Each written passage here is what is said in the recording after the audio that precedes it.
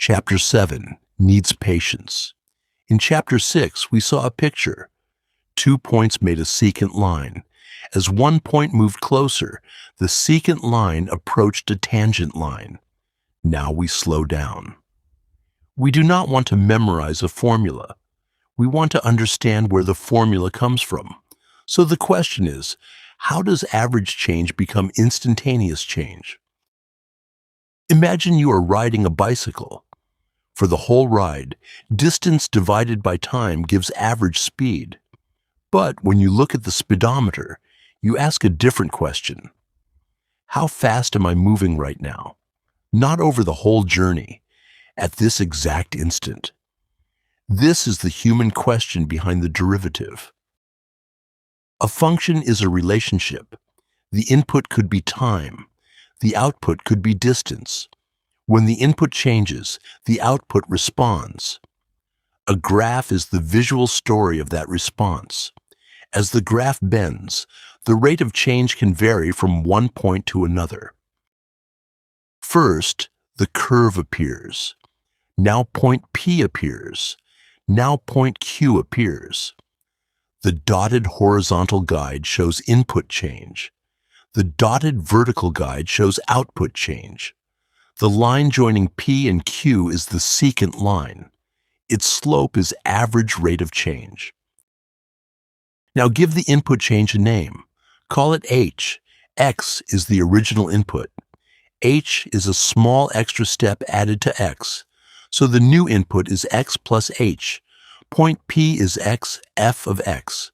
Point Q is X plus H, F of X plus H. In the animation, H is visible, but conceptually, H becomes extremely small. Now the formula should come from the picture. Output changes F of X plus H minus F of X. Input change is H. Average rate means output change divided by input change. So the average rate becomes F of X plus H minus F of X divided by H. This is the difference quotient.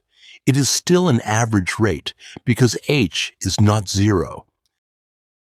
Now ask the dangerous question. Why not just put H equal to 0? Because H is in the denominator. Division by 0 is forbidden. Here is the reason. 3 times 0 is 0. 2 times 0 is also 0. So 3 times 0 equals 2 times 0.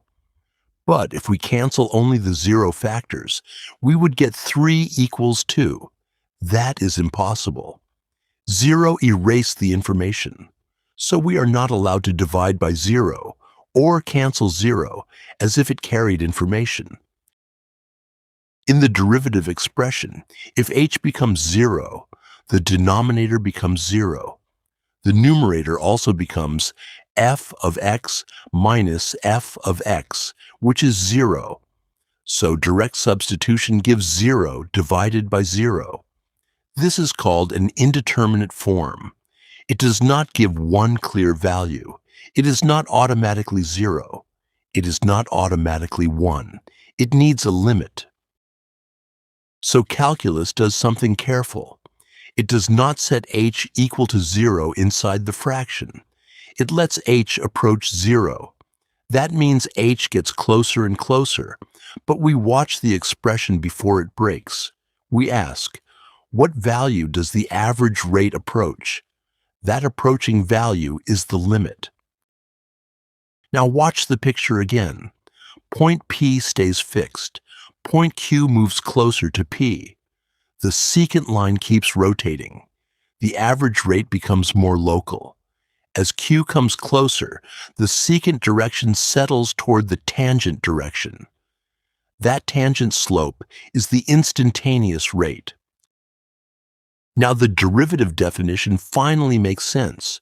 The derivative of f at x is written f prime of x. It is the limit, as h approaches 0, of the difference quotient. This is not just a formula. It is the exact language for instantaneous rate of change. It is the slope of the tangent line. It is local change at one input.